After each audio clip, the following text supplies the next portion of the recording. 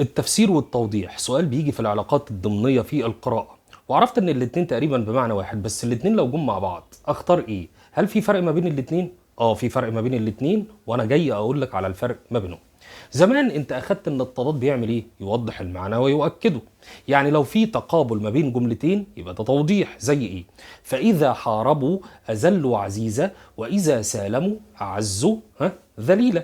يبقى هنا ما ينفعش ان احنا نقول ده تفسير، لان دول جملتين ضد بعض متقابلتين. يبقى هنا العلاقة ما بين الجملتين توضيح.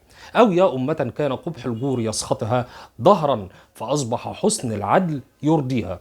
طيب، يبقى إذن هنا التقابل لازم أقول عليه توضيح، ما ينفعش أقول عليه تفسير، وهقول لك التفسير في الآخر نختار إيه. خلاص؟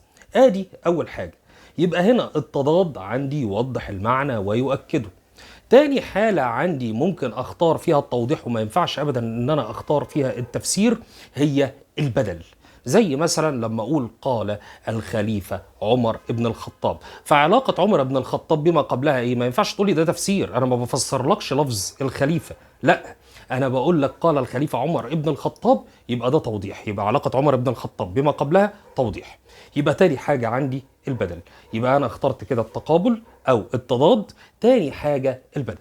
تالت حاجة اللي هي أخدناها في علم البيان وانت مش واخد بالك منها، أنا أخدت سر جمال التشبيه أو الاستعارة اللي هو التشخيص والتجسيم والتوضيح، وقلت إن التوضيح ده إن أنا بشبه مادي بمادي ومعنوي بمعنوي. وانت لو ما تعرفش حاجة عن التشبيه والاستعارة أرجوك هسيب لك الفيديوهات تتفرج عليها تحت. طيب، امتى أختار التوضيح؟ لما يكون مثلا في تشبيه تمثيلي او تشبيه ضمني، ده انا على طول بقول العلاقه توضيح، على طول بقول العلاقه ايه؟ بقول العلاقه توضيح. زي ايه مثلا؟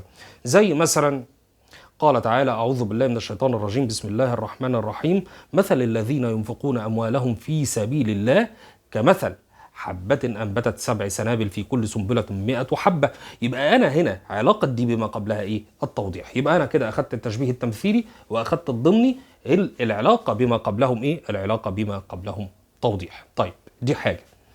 لما أشبه مادي بمادي أو معنوي بمعنوي، زي مثلا في التشبيه البليغ لما أقول لك مشيت على جسر من ذهب، جسر ذهب، يبقى أنا هنا شبهت المادي بالمادي، يبقى ده هنا توضيح لأن أنا شبهت المادي بالمادي. طيب، أما للتفسير بقى مستر أختاره إمتى؟ أختاره إمتى؟ لما يكون في لفظة غامضة، زي مثلا لما أقول لك الجيولوجيا هو العلم الذي يدرس طبقات الأرض أو يدرس الصخور وهكذا، يبقى أنا هنا عرفت لك مصطلح يبقى علاقته بما قبله إيه؟ تفسير، ما ينفعش ان انا اقول توضيح.